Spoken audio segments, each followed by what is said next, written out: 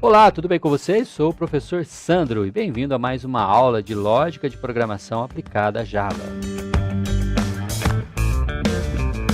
Na aula passada a gente viu a instrução repita pelo comando while, só que nós vimos ele no formato a priori, que significa o quê? Que antes de entrar num laço de repetição, o programa testa a condição para saber se ele pode entrar no laço ou não. Se a condição for falsa, nem mesmo ele vai entrar na repetição, simplesmente não vai funcionar. Agora eu quero mostrar para você uma repetição a posteriori, ou seja, primeiro ele executa o laço uma vez e depois ele testa para saber se permanece ou não no laço. Vamos dar uma olhadinha? Quero trazer você até aqui o nosso código de programação. Vamos lá então, estamos aqui. Vamos criar uma variável num, como a gente fez na aula passada. Int vai ser um num que começa valendo 0, do mesmo jeito. Para ficar fácil, já que você está craque aí com repetições numéricas, vamos criar um laço de repetição para simular o comando for novamente.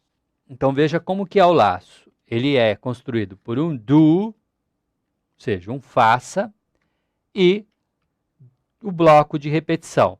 Depois do bloco de repetição, a gente tem um while com a condição. Nós vamos dizer aqui nessa condição que eu quero que num seja executado enquanto ele for menor que 10. Aqui a gente precisa lembrar algumas características da linguagem de programação Java e as características também dos laços de repetição que são ensinados nas aulas de algoritmo em geral. O repita até, né, é com uma condição em que, quando verdade, rompe o laço. Então, geralmente, a gente tem essa instrução, ou seja, repete até que uma condição seja satisfeita. Quando essa condição é satisfeita, você tem o rompimento do laço. E isso acontece em várias linguagens de programação.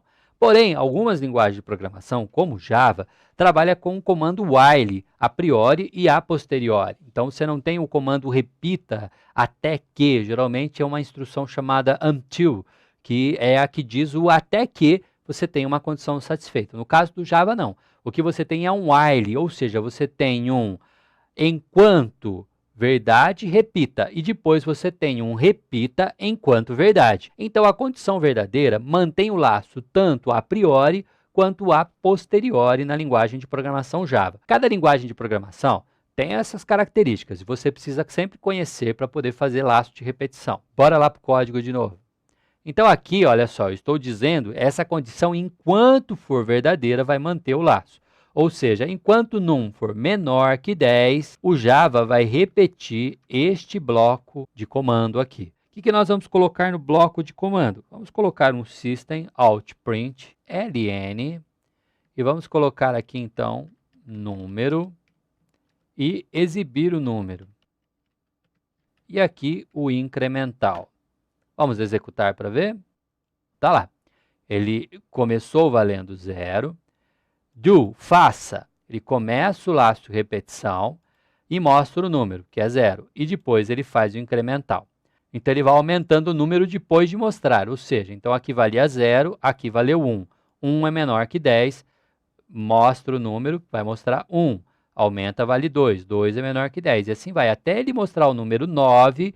Número 9 mais vai passar a valer 10, e aí ele testa aqui o número menor que 10. 10 não é menor que 10, sai do laço, então, valendo 10, e não chega a mostrar esse número.